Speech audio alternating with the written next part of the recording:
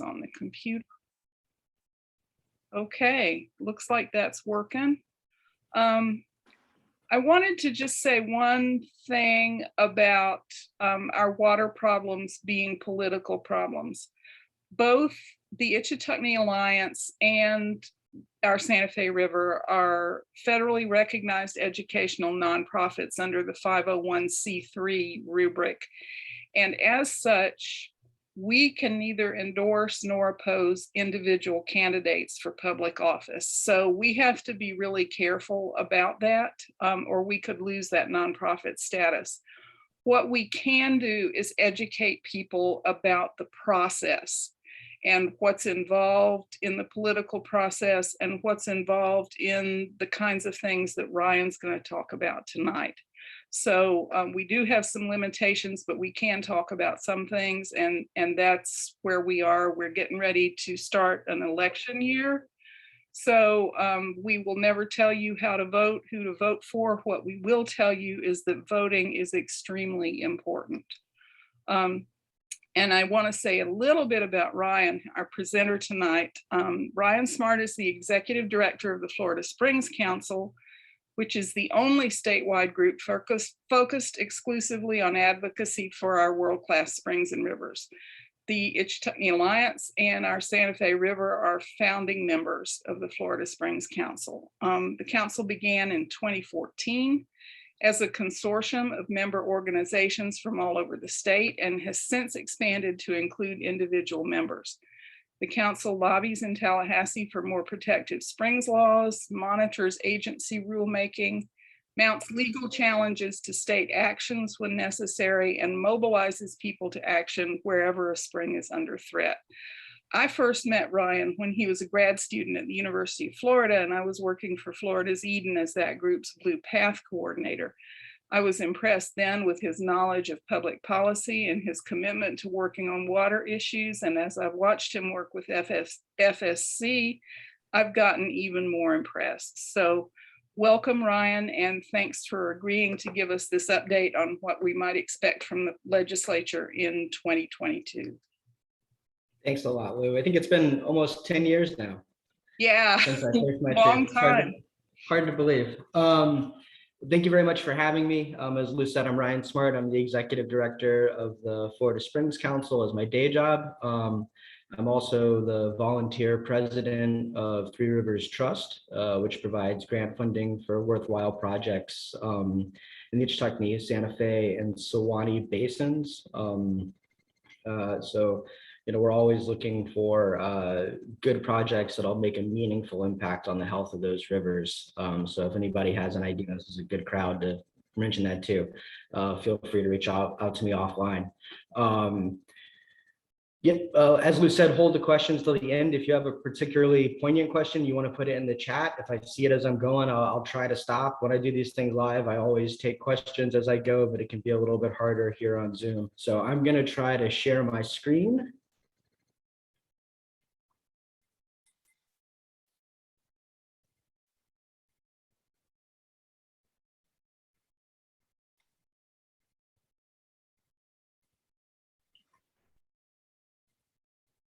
Can you all see my screen? Awesome. All right. So I put together, this is a bit of a different presentation. I've kind of taken out some of the more elementary stuff because I know this is a very educated audience, and I've included a new back half on the 2022 legislative session. So hopefully you all find this interesting. And I'd like to thank John Moran, who I think is actually here today, for agreeing to let FSC many times use his real just amazing photography, including some of the slides in this presentation. I think every picture I have in here might be from John. So we're going to start out with Springs water quality. Springs water quality is regulated by the Florida Department of Environmental Protection. In 2016, the Florida Legislature passed the Florida Springs and Aquifer Protection Act, which required DEP, that's the Department of Environmental Protection, to create basin management action plans and to look at the health of each outstanding Florida spring. There's 30 outstanding Florida springs. They're the ones you've heard of: Rainbow, Silver, Wakaiva, Wakala, Ichetucknee, Manatee, Devil's Complex, just to name a few.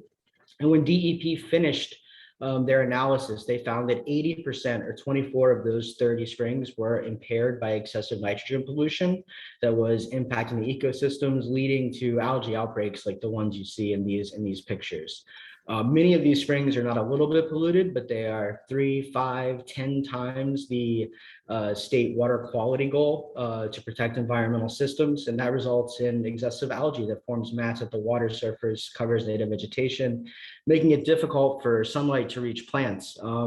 This is really the same thing that's causing the manatee die-off along our coasts, right? Is you have this algae that's forming along the surface of the water. The sunlight can't get down to the plants, the vegetation dies, and we lose the precious manatee habitat.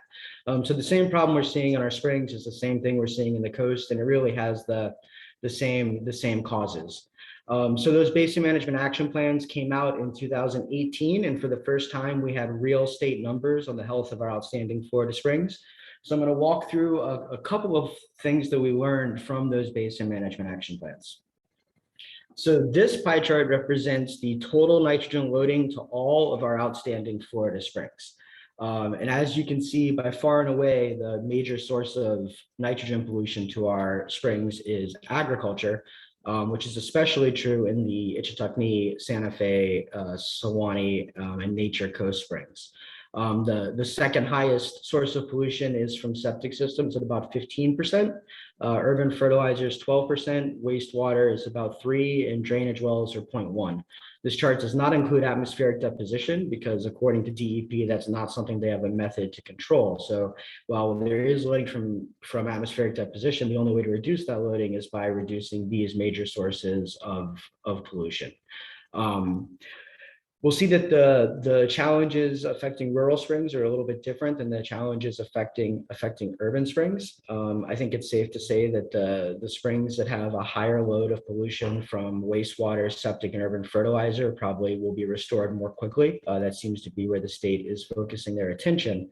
But for many of our springs, even if we were to remove every single person from the spring shed, just kick everybody out, these waters would still be extremely polluted just from the agricultural loading, which the Department of Agriculture and Consumer Services projects will actually increase about 30% over the next 20 years in your area. So clearly agriculture is our major issue here, especially in your area of the state. So now we'll look at a couple individual. This is the Santa Fe River Basin. As you can see here, agriculture is about 70%, very similar to what we see in the state totals. The second highest controllable source is septic systems, followed by urban and sports fertilizer, and a very small load for wastewater treatment facilities. In order to achieve water quality goals in the Santa Fe River, we have to reduce nitrogen loading by 65%. The current load at the spring vent is about 2.8 million pounds per year, but the water quality goal is just under 1 million pounds a year. So we have to reduce by 1.85 million pounds per year to achieve that water quality goal, which is about a 65% reduction. You don't have to be a math wizard to figure out that there's absolutely no way to reduce this pie chart and reduce 65% of pollution loading without cutting that green portion of the circle significantly, right? That's 70%. So even if we were to wipe out everything else, that would only get us 30% or about half of the reduction necessary. And of course, we know we're not going to stop having septic systems. We're not going to stop having people in this area. So in reality, we probably need to see that agricultural number go down by at least 65, 70% in order for water quality goals to be achieved in this area. And that's going to take a big change in the way that our state regulates agriculture and how we spend state money to pursue water quality goals. This next pie chart is specifically the Ichetucknee. So the Santa Fe BMAP is broken down into 3 parts, the Hornsby area, the Devils Complex area, and the Ichetucknee area. So that first graph, the first pie chart essentially combined the 3. This is specifically for the Ichetucknee carve out. There you can see agriculture is still the dominant source, but a little bit less at about 63%, with septic tanks being slightly higher at 14% and urban fertilizer at 13%. For the Ichetucknee, we have to reduce loading from 308,000 pounds a year down to 107,000 pounds a year, about a 200,000 pound reduction. Again, even if you were to remove all of the non-agricultural loading in the spring shed, it would still be significantly impaired by excessive nitrogen loading. Just to give you guys a perspective on what it's like in other areas of the state, this is a Volusia Blue, which is another spring that was part of our lawsuit against the state on the inadequate BMAPs. And here you can see that the combination of septic tanks and urban fertilizer is almost 80% of the nitrogen load, and agriculture is only 3%. Right, so we can see that for each spring, it's a very different problem that has to be solved. Although generally you do have, this is what urban springs look like, with a very high percentage coming from septic and urban fertilizer. In your more rural areas, you're seeing a much larger agricultural loading. And it just reflects the land use in the basin, right? Because whatever we're doing on the land surface, whatever we're putting onto the ground, that's what's going to end up in our drinking water. And on the same token, that's what's going to come out of our springs and pollute our spring runs. All right, so now to switch over to water use and quantity. Unlike water quality, which is regulated at the state level by DEP, water use and quantity, as y'all probably know, is regulated by 5 regional water management districts. The main district that you all are concerned with is the Suwannee River Water Management District, although the St. John's does have a role to play in protection of your area. Because of withdrawals from the St. John's, the MFL process is being done between the St. John's and Suwannee districts, as are a lot of the planning efforts. The districts are responsible for protecting both water resources and supplying water to people and industry. So there's a unique tension within the districts where they're both the only entity that can allocate water, but also the entity responsible for protecting our water resources from harm due to over allocation.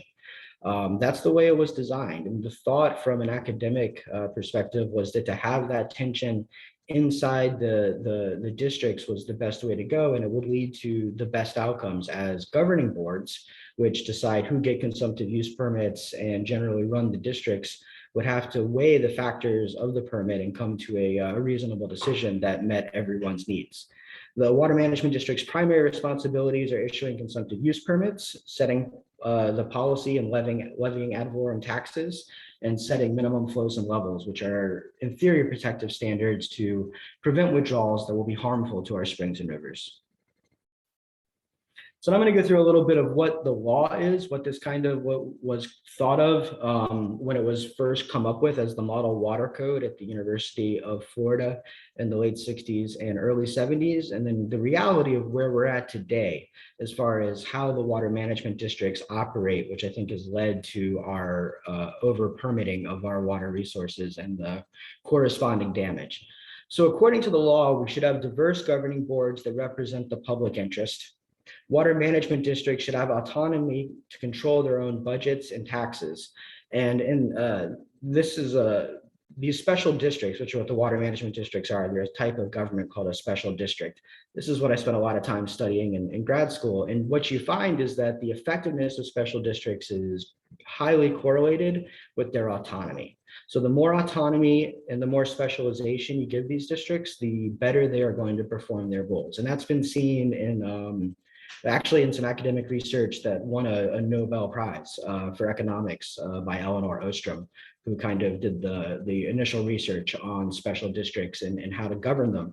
And even though her research came out after the water management districts were formed, they really followed all of the rules in their formation that she established for effective special districts. But as we're seeing, the districts are not actually operating the way they were designed to. So the reality is that today water management districts are dominated, the boards, by industry representatives that reflect private interest and not the public's interest. In the St. John's district for quite a while, you had a chairman of that district whose day job was helping folks get permits from the district he was chairing. And that was not considered a conflict of interest. Back in the day, you would see great environmentalists on these governing boards. On the St. John's, you had Pat Hardin from Gainesville was chair for a while. My mentor in here, Nathaniel Reed, was chairman of the South Florida Water Management District, was in charge of Everglades protection for many years. And while he was chair, the vice chair was the vice president of U.S. Sugar, Bubba Wade. and they would have to, sit down in a room when Everglades or sugar or consumptive use permit issues came up, and deal with these issues and try to come to win-win scenarios for people. And that's really how the districts were designed to operate. But ever since really the last environmentalists were kicked off of those governing boards by Governor Scott. And since then, we've largely seen, like I said, industry folks who are dominating those boards, folks who typically make their living off of using water or providing agricultural products, especially in your area. Since 2011, there's been a lot of political interference in the autonomy of the governing boards. This was an issue that Senator Scott ran on when he first ran, was getting in check these giant black box agencies that appear on your property tax bill. Through some legal maneuverings and some legislative maneuverings, they managed to force the districts to greatly slash their ad valorem rates and spend down their reserves.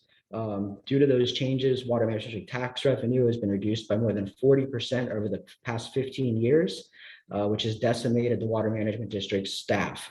And they've lost most of their most experienced staff members were either forced out or left for various reasons. And many of them are now working in our Springs advocacy field. We have a lot of former water management district employees who are involved in the Springs effort. The second responsibility of the water management district is issuing use permits. A consumptive use permit is required for any water withdrawal over 100,000 gallons a day. To obtain a permit, you have to prove three things according to the law. You have to prove that the use is reasonable and beneficial. So reasonable means that the amount of water you're using is reasonable for what you want to do with it. So if you want to fill a 10,000 gallon swimming pool, you don't need 1 million gallons. That wouldn't be reasonable. The beneficial aspect is that the use of your water is having some benefit. So if you wanted to pump the water and put it in a tub outside to evaporate, that's not benefiting anyone. It would be denied for not being beneficial. The second one is it does not interfere with an existing permitted use. In Florida, because of the size of our Florida aquifer, this one doesn't really come up much. We can continue to sink deeper and deeper wells and pump more and more water until our springs go dry without technically interfering with another permitted user. And then the third one is that the permit is in the public interest. And when this law was originally drafted, this was really the catch-all. This was the part that was supposed to protect our environment, supposed to protect us as nature lovers and springs lovers, supposed to protect recreational users. Kind of everything that wasn't about the business aspect of the permit was supposed to fall into that public interest test. And it was really supposed to be a weighing where you put the good things on one side and the bad things on the other and decide whether or not the permit should be issued. And in cases of water shortage, governing boards are even authorized to reserve water from use or impose restrictions on existing permits. The reality is the water management districts almost never deny a consumptive use permit. I saw some research recently that showed that in the last 20 years, more than 99% of consumptive use permit applications have been approved. And the main reason for that is because the public interest requirement is not really considered in consumptive use permitting decision making. So instead of this scale that it was supposed to be where you put the good on one side and the bad on the other and see how it tips, they've created kind of a checklist where as long as you can show some public benefit, even if it doesn't even come close to outweighing the downsides, they will grant the permit. And then when it comes to trying to restore our water ways, we've seen that the water management districts favor expensive alternative water supply infrastructure projects over water conservation or regulatory restrictions.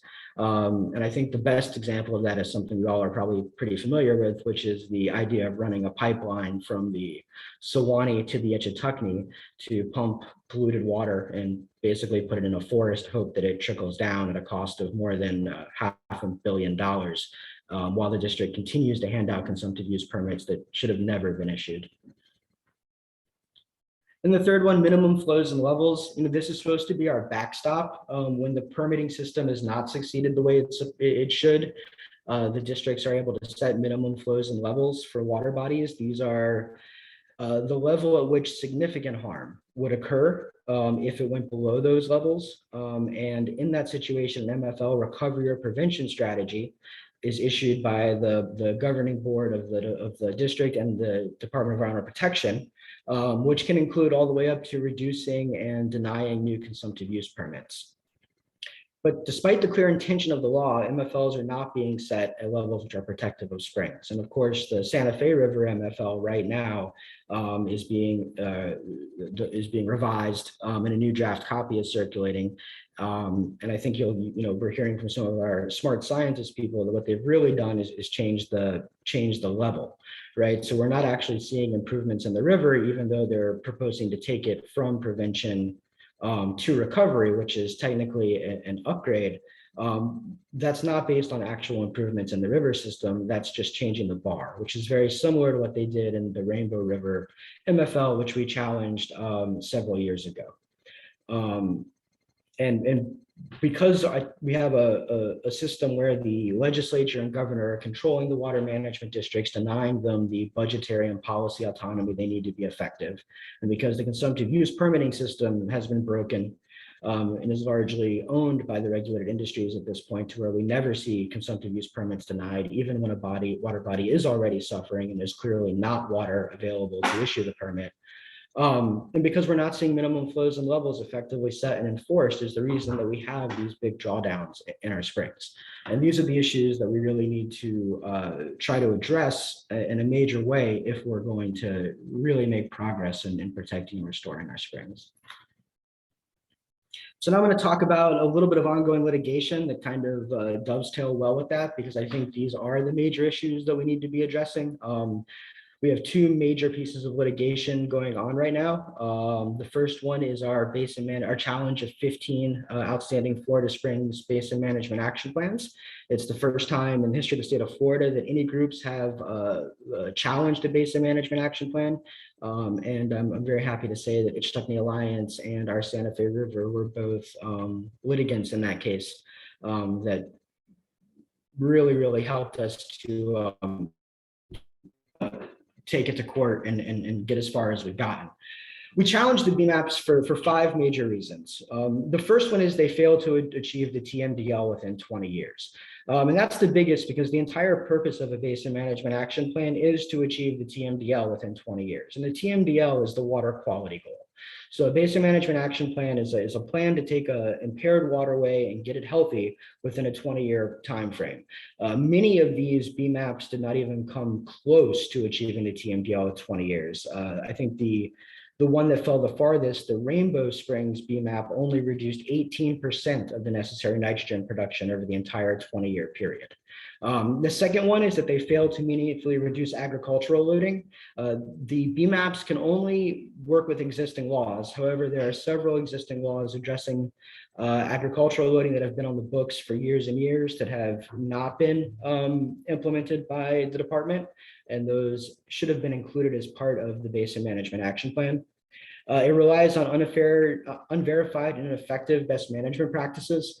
As you all probably know, best management practices are the only way really from the state regulatory perspective to reduce agricultural pollution loading, and agricultural operations receive a presumption of compliance with water quality standards for implementing best management practices. So they need to work. Unfortunately, what we know is that best management practices do not work. We know this on one hand because every time they've been studied, they've not been found to have a meaningful reduction on groundwater loading, especially in karst systems like ours. But more importantly, we know that they are ineffective because the Department of Water Protection has been required for about 15 years to verify the effectiveness of best management practices on the ground. And in that 15 years, they've only verified ridge citrus, which is a niche commodity crop that's not of concern for us up here in Central and North Florida. But when it comes to the major things like row crops and livestock, the things that are creating the largest amounts of loading, none of those best management practices have ever been verified to have any benefit to water quality, even though we're providing a presumption of compliance with state water quality standards for agreeing to implement them. So we have to do more to address agricultural loading, and that's a big part of our litigation. It fails to allocate the pollutant load. And this is very important because if you don't allocate the pollutant load, then you can't hold specific categories of non-point source pollution like agriculture, like septic tanks, responsible for meeting a certain reduction. The allocation of pollutant load is essentially how much they have to reduce in each industry to meet the basin management action plan, the TMDL goal. And in these BMAPs, unlike many other BMAPs the department has published, they did not allocate the pollutant load to categories of non-point sources. And while we don't know why, I think if you look back at those slides we saw earlier with the amount of reduction they would have to assign to agriculture to come anywhere close to achieving the TMDL, I don't think they had the political will to do that. And then finally, the BMAPs fail to address future pollution sources. And I know this sounds ridiculous, but it's true. When DEP put together the BMAPs, they assumed that not one more person would move to Florida in the next 20 years, and that not one agricultural operate would expand or intensify. So really what these BMAPs are doing is they're not achieving water quality goals in 20 years. They're freezing the mark in 2018 and saying we have to hit that mark, completely disregarding the fact that pollution loading may increase 20, 30, 40% over the next 20 years. So with some of these plans reducing as little as 18% of the pollution necessary to achieve the water quality goal, it's completely realistic to think that at the completion of the BMAPs, our springs will be more polluted than they were at the beginning of the BMAPs. And the problem with this is it's all by design. We're not suing over a permit. We're not suing over a development. We're suing the Department of Environmental Protection, whose one goal should be to protect our environment, for creating plans that clearly do not meet the letter or spirit of the law. And that's incredibly frustrating because they should be our partners in this. And instead, we're now on our almost third year of this litigation, just trying to get DEP to do their jobs and protect our springs. And no one thinks these plans will work. And they are the only way to reduce water pollution to our springs. So, we filed these lawsuits because if these plans fail, there really is no point. And we have to make sure that we're successful. Right now, this case is in the First District Court of Appeals. We have filed our initial brief on the merits, and we are waiting from a response by the Department of Environmental Protection. After that, there's a few more rounds of filing briefs, at which point we hope to have oral arguments and win this case within the next year. Our second challenge, probably of a lot of interest to you, is the challenge over the Seven Springs Blue Triton, formerly Nestle, bottled water consumptive use permit. There we have two real issues. Technically, Seven Springs Water Company does not own or control the bottling facility where the water use will occur. That means that Blue Triton / Nestle should be the ones on the consumptive use permit. However, they are not, which means the district would be unable to ensure compliance with the permit conditions. That's something the district actually has agreed with us on. That the Nestle / Blue Triton should be the ones on the consumptive use permit. The second issue, which is I think most important to us, is that this CUP is clearly not in the public interest as required by Florida statutes and district rules. And it may be, from my perspective, it's harder to think of a permit that's less in the public interest because you have the Santa Fe River, which is already suffering significant harm according to the state from overpumping. This water permit would increase water use by about 3 times what's been pumped historically. So we need every single water user in this area to be reducing their water use in order to protect the Santa Fe. And here we're allowing a multinational outside corporation to come in and triple their water use while they try to basically tax us, right, to subsidize companies like Nestle coming in and taking our water. And as everyone knows, once you pay for the $150 approximately permit, application fee to the district, you can pump up to your permit allocation at no additional cost for the entire lifetime of the permit. All right, and now 2022 legislative session. Generally, our major priorities for the 2022 legislative session, which it kicks off on January 11th and ends on March 11th. Committee meetings have already been underway for several months.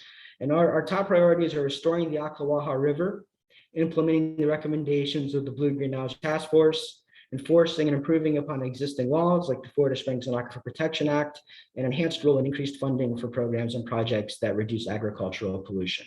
And the deadline to file bills for the 2022 session is January 7th. So I've gone through all of the bills filed as of this morning to pick out some ones I thought would be of particular interest to you all. But we never know what might be filed in the next 3 days that we'll have to work on. And I'll go ahead and make the pitch now that session is the one time we really need people to be very, very active.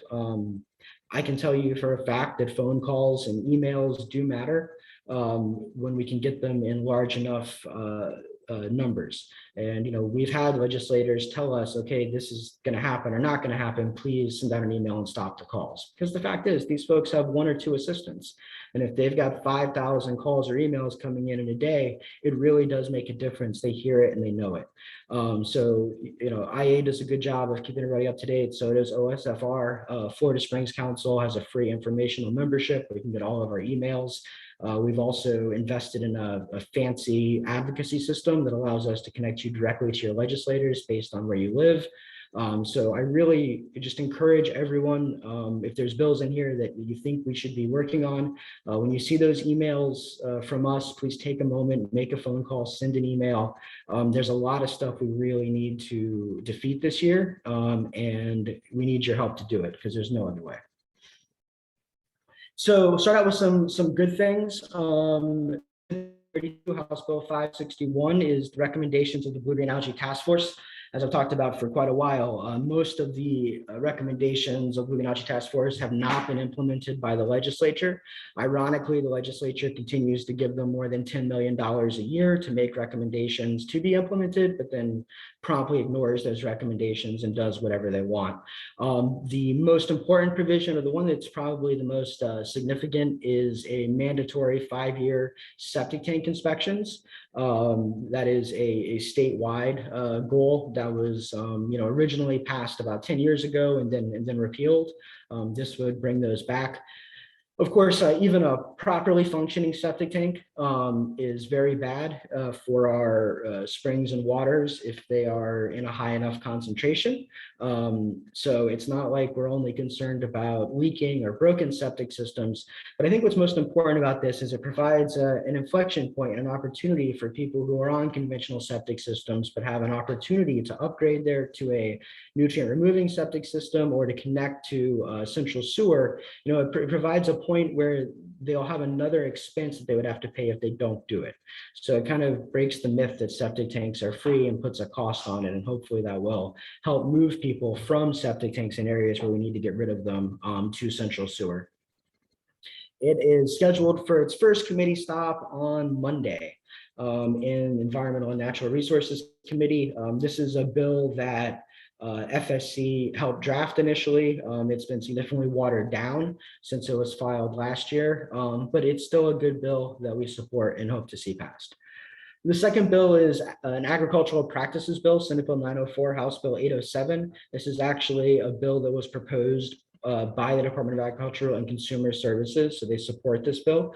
It requires them to adopt and update rules for providing financial assistance to agricultural producers for best management practices. And it allows DACs for the first time to provide their own fines. So right now, DACs can only refer non-conforming entities to DEP for to have fines or for enforcement. This gives DACs some ability to do enforcement on their own. And then the third one is a bottled water excise tax. This is the result of the, this is very similar to bills that were filed a couple of years ago that led to the study on water bottling that was released last July. It would place an excise tax of 12.5 cents on each gallon of water extracted by a bottled water operator in Florida. Right now, the funds are designated for septic to sewer conversions. I don't know if that's the best use of the funds, considering that a lot of these withdrawals are in our very rural areas, but the septic to sewer conversions are in more urban areas. It seems like a inappropriate transfer from one area to another, in my opinion.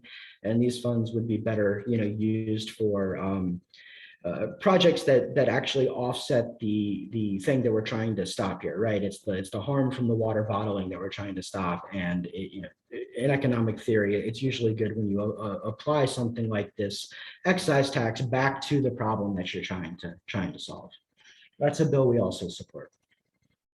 Now, some bills we definitely do not support. Senate Bill 1000 by Senator Albritton is probably the most offensive bill I've seen in quite a while. As I clearly showed earlier, agricultural pollution is by far the leading pollution source to Florida Springs. They break that down a little more in the BMAP. So when you look, you'll see that of the agricultural pollutants, farm fertilizer is the single largest one. And what this bill would do was it allows a certified crop advisor to approve essentially any amount of fertilizer that they can justify above the IFAS recommendations, right? And right now with the IFAS recommendations in place, we can already see that agriculture is destroying our springs from a water quality perspective. And this would essentially, take that last cap off and allow these certified crop advisors who, require a few hour test to approve, who are being hired by the agricultural producers to approve almost unlimited fertilizer application rates. So if this bill were to pass, it would, without a doubt, exacerbate the current agricultural nutrient problems and have really dire effects on the Ichetucknee and Santa Fe.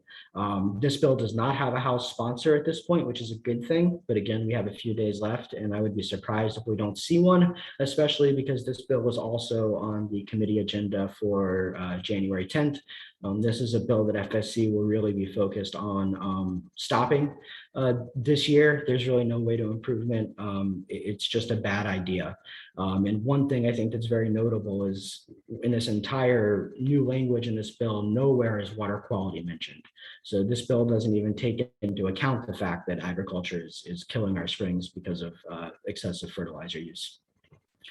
Seagrass mitigation banks, Senate Bill 198, House Bill 349. This essentially creates a wetland mitigation bank program, but for seagrass. The concern is that the bill will lead to an increased loss of seagrass. The bill passed as a committee substitute from its first committee stop. Notably, though, Representative Randy Fine, who's a powerful Republican from the Indian River Lagoon area, was opposed to the bill. And I think his reasoning is exactly the reasoning that the environmental community has. When you set up one of these mitigation banks, you have 100% probability that seagrass will be destroyed and about a 30% probability that it will be effectively regrown in another area. So there's no way that you're going to actually have a net benefit to seagrass from this type of program. And of course, despite I think what might be the good intentions of this, it's the loss of seagrass that has led to the enormous manatee mortality rates. And we need to be doing everything we can to protect seagrass. And right now, to allow any destruction of seagrass for any reason is really short-sighted and the wrong way to go. Senate Bill 864, House Bill 1013, Agriculture, Shellfish, and Timber Cost Program. I think this is a well-intentioned but very concerning bill. It creates a cost share program that's not really a cost share program to not really reimburse agriculture, aquaculture, and timber operations for 75% of the environmental resources and services provided. A similar bill like this came out a few years ago that we supported. And what that said was, if you're already doing all your best management practices, you're doing everything you're supposed to do, and you're not achieving water quality goals, and you want to do something additional, the state will help pay for that. But this bill takes that idea of improving and turns it on its head and says you don't have to do anything to improve. So essentially what this wants to do is to subsidize our agricultural communities in Central and North Florida to continue to pollute. And I think we need to do everything we can to protect agriculture, but we certainly shouldn't be subsidizing this industry without requiring significant improvements of their operations. This program may be more appropriate for aquaculture as just the placement of oysters and things like that has an environmental benefit, and possibly for timber, but for conventional agriculture, this would be a very bad bill for springs and waters, as it would take away one of the possible incentive points we have to get folks to improve their operations. House Bill 965, Soil and Water Conservation Districts by Senator Hudson. This is an idea that's been around for a while. This bill eliminates all of the soil and water conservation districts in Florida, strikes them completely from statute, and transfers all of their responsibilities, assets, and liabilities to the corresponding water management district. Soil and water conservation districts have lost a lot of their power over the last couple of decades. However, we've heard some concern from folks at DAX and in other areas that this would lead to less effective agricultural cost share projects. because the soil and water conservation districts help run some of those cost share projects, and transferring to the district would put them in a situation where there is considerably less oversight than they have now. And last but least, this is a bill that was just filed. I just stumbled onto it and read it today. This is essentially the wetlands mitigation bank theory, but for water quality enhancement areas. And this is an idea I've never seen in legislative language before.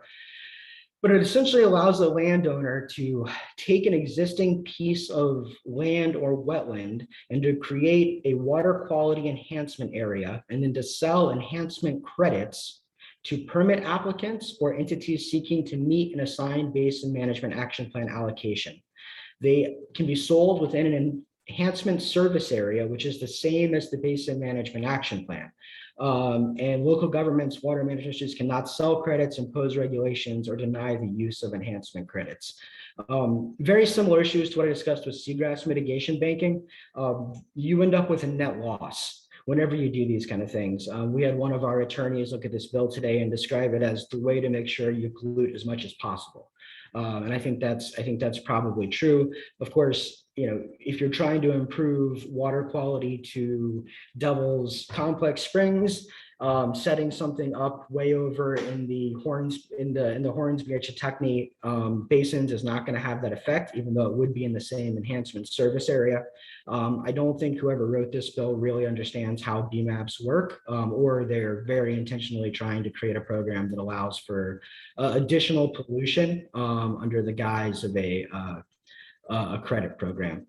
And this is another bill, like I said, I just found it, but we're very concerned about, and we'll be advocating against. There's not a Senate sponsor yet, but again, this is something I expect we'll see a Senate sponsor before the bill filing deadline on Friday.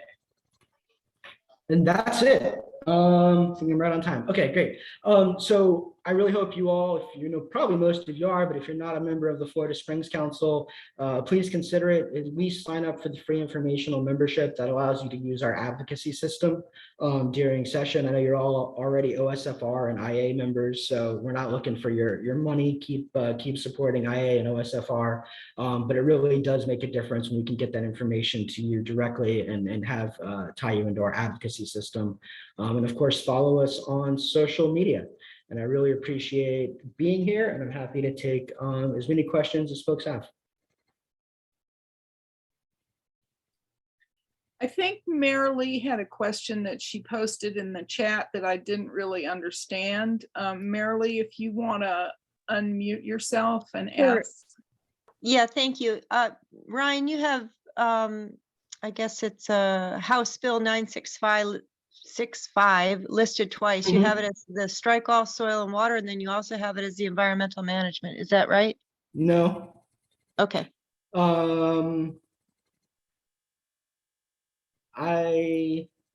What's the other one I have it for? You have it as the strike. Yeah, it's not. I have the soil and water conservation district number wrong. I will fix that. Okay. Before I get it. Okay. Yeah. All right. Good Not a catch. big deal. Just Sorry about wanted that. to get it. Okay. Yep. That's all right. And for people who want to ask questions, there's a couple ways to do it. I believe under, if you click under participants, nope, that's not it. If you click reactions down at the bottom of your screen, it will show you how to raise your hand. And you can raise your hand and we can call on you that way, or you can just unmute yourself and ask. I do have one quick question, Ryan, about the BMAP challenge. Yep. If by some miracle we are successful in that challenge, then what happens with the BMAP? Does it get completely thrown out and have to be redone, or what happens with it? Well, the answer is whatever happens with it really is whatever the judge says happens with it.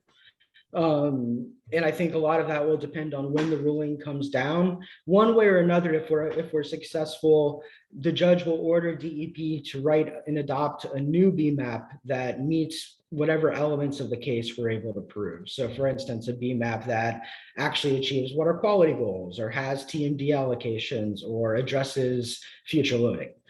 So, I mean, it's just a plan. So the best that we can get is a better plan. But again, these plans are the only means we have to improve water quality. Okay, So that- Stacy, do you want to unmute and ask? Sure. Thank you, Ryan. Very helpful. I'm curious of your perspective. I know that you've been following the Lower Santa Fe Ichetucknee MFL, as I have been also, and there's been 2 rulemaking workshops. We still don't see the prevention and recovery plan. And I'm curious if you, from your perspective, what do you see as steps that can be taken right now to help get the most protective plan that we can get? And if we don't see that, what would be some potential next steps? Thank you. Sure. There's a lot there. I think we have to see the recovery and prevention plan. I mean, that's really at the end of the day, the most important part of the MFL in this case. Of course, we also need to see the district implement the prevention and recovery plan in a meaningful way. I think that what we have seen so far is somewhat improved over past recovery and prevention plans as far as how they're handling permitting. But stepping back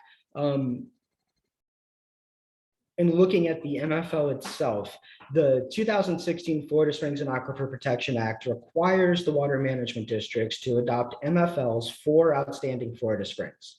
And this MFL does not do that.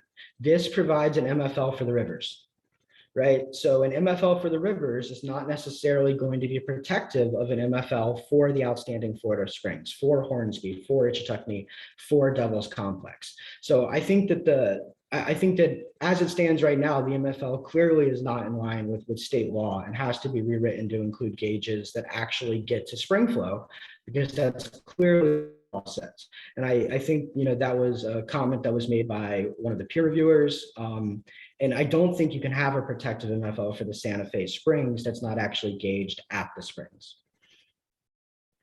As far as next steps, I mean, we need folks to be engaged on the recovery and prevention strand when it's released and when there's public meetings. There's been pretty good engagement so far. I mean, to be honest, we haven't seen the district be particularly moved by public engagement, but it's still important to get those comments in. If the district and DEP decide to go ahead with an MFL that's not protective of the Santa Fe and Ichetucknee, I think folks will have to seriously, including a lot of the groups on this call, consider a legal challenge. Those are very difficult to do. We challenged the Rainbow River MFL and lost. But I do think that there's some unique issues in this case that make it ripe for a challenge if folks want to go that way. Does that more or less answer your question, Stacy? Okay. And I see Hilda, you have your hand up. Unmute yourself. Thank you, Ryan. I heard you talk about the fact that the septic to central might not be the best use for the money that would be raised by any bottled water kind of tax. However, I live in Three Rivers Estates right next to the Ichetucknee. I understand this is one of the largest subdivisions in Florida or Central Florida, if not. And I can't understand why we wouldn't be identified as a perfect candidate to convert to central here when the Ichetucknee has 13.8% impact from septic. Right, but I mean, if we had unlimited state money, I'd agree with you. But we did a pretty big report this summer, and it's just not the most effective way to spend the money. Moving and you really 13%, right? But let's go look back and look at Volusia Blue, right? At Volusia Blue, septic tanks are 54%. Right. If you look at Silver Springs, if you look at, De Leon, they're much, much higher. So, I guess what I'm saying is that if we can only address one thing right now, which, we're getting about $50 million annually for all springs protection. the cost of just removing septic tanks from the Silver and Rainbow Basin, just one basin, is about $4 billion. Wow. Right. Okay. So we really have to be targeting the money where it's needed most. And if you right now, essentially, very, very, very little is being spent to reduce agricultural pollution. And while almost all of the money is being put to septic, to sewer and wastewater treatment. So yes, I think it's very important that we address septic tank pollution in the Ichetucknee, but it's just not where you start, in my opinion. And then more importantly, when it comes, I agree with you that if the money was used that way, it probably wouldn't be terrible, but I can tell you that's not how it will be used, right? There's nothing in the bill that's returning the money that Nestle would pay or Blue Triton would pay, for instance, to the people of your county, right? So that money could be spent in the Minerva Lagoon down in Southwest Florida. And let's be honest, right? We've seen about 89 cents go to South Florida for every 10 cents that we've seen come to North Florida. So I don't think there's any reason to expect that while that might not be a bad idea, that would happen. And yes, upgrading septic and nutrient reducing systems is also an option. I will say one thing that we're seeing there is that, and we're looking at this right now in Marion County, but it's the passive nitrogen removing systems that seem to be the ones being installed everywhere, which is what we predicted in our challenge. And as our experts testified over and over again, those systems don't do a great job, and they do a worse and worse job over time. So, if you're talking about the active systems, I think that's a great idea, but I'm very concerned that the state's going to spend hundreds of millions of dollars and people are going to spend tons of money upgrading to passive nitrogen removing systems that are not going to be effective in 5 to 10 years. And eventually we'll have to take that next step. Okay, thank you. Sure. Hey, Ryan, real quick, or maybe Stacy knows this too. What's the difference between passive and active nitrogen reducing septic systems? This is something I'm real interested in because I'm on a septic tank, but I just can't afford to convert to anything. Yeah, I'm learn about I'm not the big expert on the chemical stuff, but essentially in an active system, you're removing the nitrogen inside the tank. It is like powered, and something's happening in the tank that actually removes the nitrogen, where the passive systems seem to be more focused on removing nitrogen through the drain fields. Okay, thanks. Stacy might have a better answer. It's close enough. You would need some pumps, like an oxygen pump, if you had one of the active, the non-passive systems. And then those currently, I think, require like an annual contract and some maintenance and stuff like that. And the problem in our area, I only know of one contractor that installs these systems. And this is what we predicted, that everybody, the margins better on them, like it just for every reason, we predicted that this is what everyone would do. And when you look at, DEP's predictions and the BMAPs, they were assuming outsized benefits from passive systems, but even on top of that, they were assuming that people would be taking the active systems, which just isn't that's not what's happening, unfortunately. And we have a question in the chat from Robin. Is there any effort to seek grant funds to assist homeowners who are interested in upgrading their systems? Some may upgrade voluntarily if financially feasible.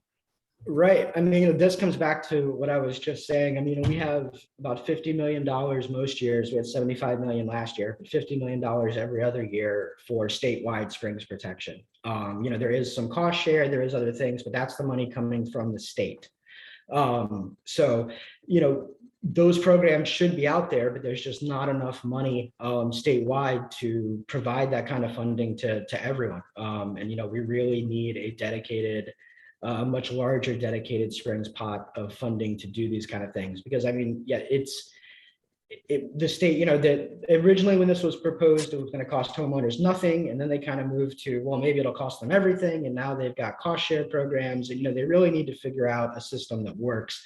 One idea that was proposed last year that I haven't seen filed again this year, and this is actually by that same representative, Randy Fine, who opposed the Seagrass Mitigation Bank, is updating the PACE system, which does have some equity concerns, but updating the PACE system to pay for wastewater improvements. This is the program that you can use for solar. You can use this program for hurricane hardening, and essentially it allows you to you get the product now, and it's added as a first lien to your home, and you don't pay anything off until you sell the property. So we need to be doing everything we can to find ways to incentivize and fund changing septic tanks.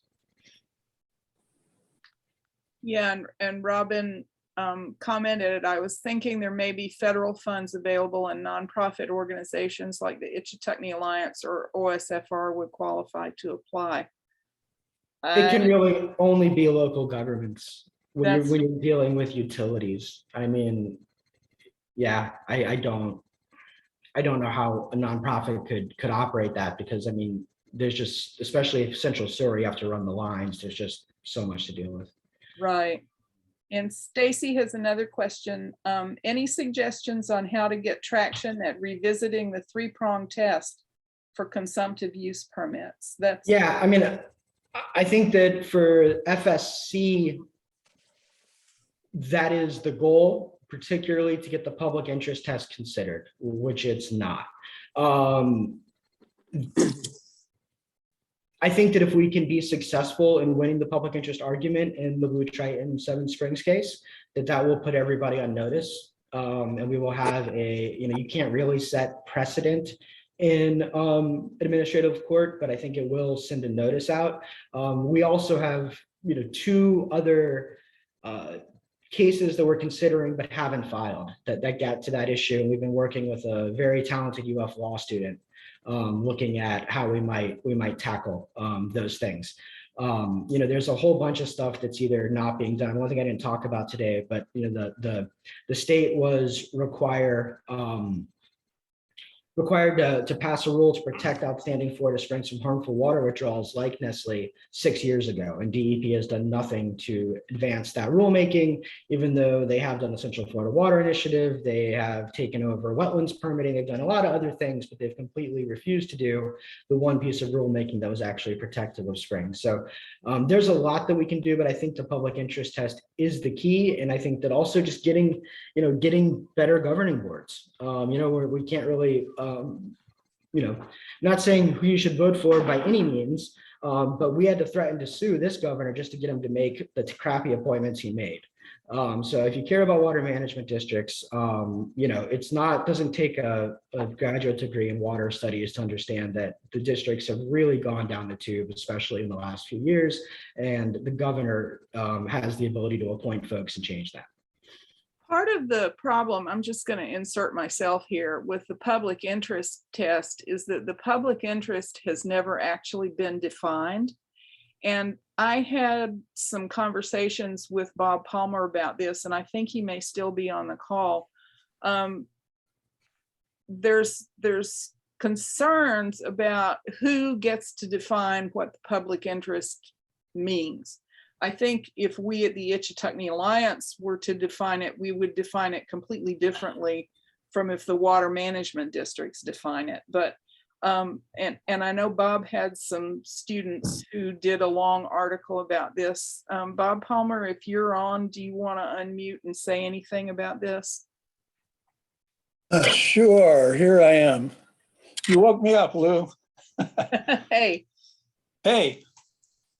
Yeah, what Ryan referenced a minute ago was the fact that we have a few bullets left in our chambers here, and one of which is actually challenging the rule that, say, the Suwannee District or the St. John's District, they all have a rule for issuing water permits that supposedly meets these three conditions.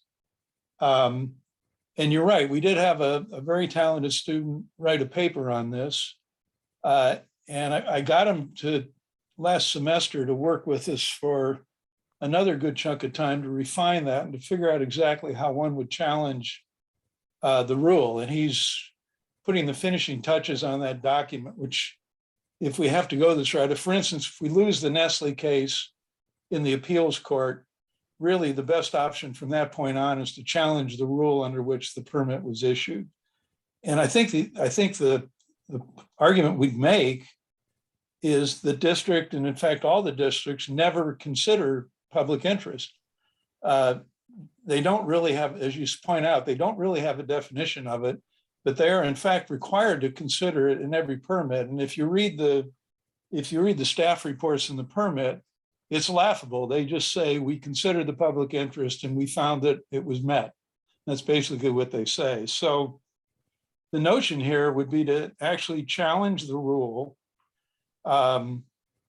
and force the districts, because that's really what it comes down to, force them to rewrite their rules and rewrite their handbooks so that they have some pretty clear guidelines about what it means to be in the public interest. And ultimately, to me, the reason you have people on these boards, the governing boards, is they're supposed to make these calls. They're there as policymakers, as judges of issues like what is the public interest. And of course, they've avoided that all along, and they let the staff write these mealy-mouthed reports that say nothing, because the board members are afraid to take a stand on what really matters to the public. So that's, as I said, that's a bullet we've got left that we can insert in the chamber at some point, but we have to see, in the meantime, see how the Nestle case plays out. But thank you, Lou. That's a good question. Yeah, thanks, Bob. Jim, I see you have your hand up, but there's a comment that came through in the chat earlier. Okay. From Chris. She just wanted us to know that nonprofits can apply for state grants for wastewater. Chris, do you want to clarify, if you're still on, do you want to unmute and clarify that for us?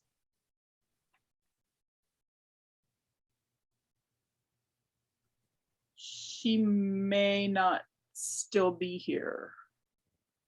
Okay, Jim.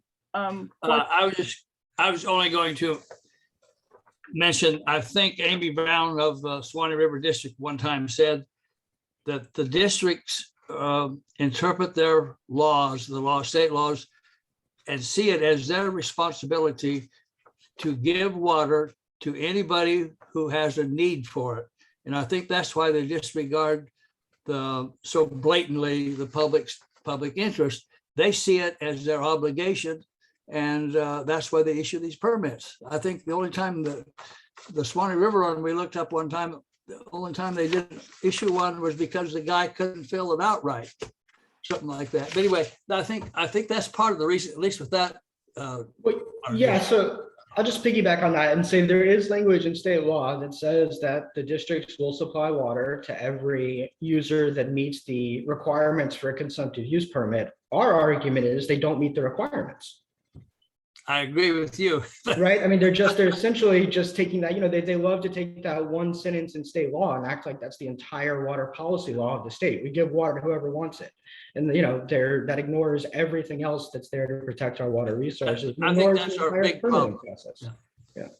Well, that might have been possible when the water management districts were formed back in the 70s, but times change, and we are now seeing the sacrifice of our springs to the golden calf of private profits. And I think there needs to be some acknowledgement that things are changing, population's growing, agriculture's increasing. We need to really find some common ground here that we can work through some of these issues based on the changes that have happened in our culture. But I'm on my soapbox and I'll get off now. Does anybody else have any other questions for Ryan? This is your chance. Oh, Ryan, I did want to ask one thing. Yeah, Stacy says, I think staff are in a hard place in our current political situation. I agree 100%. Ryan, if there's one thing that the people on this call can do over the next year to help our springs, what would be your top 1 or 3 recommendations for us?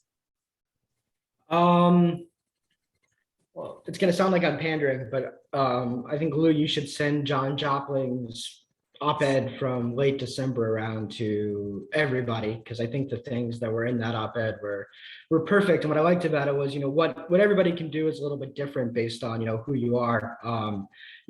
There's things we can do personally, like, don't fertilize your yard, don't use an automated sprinkler system, kind of the little things, right?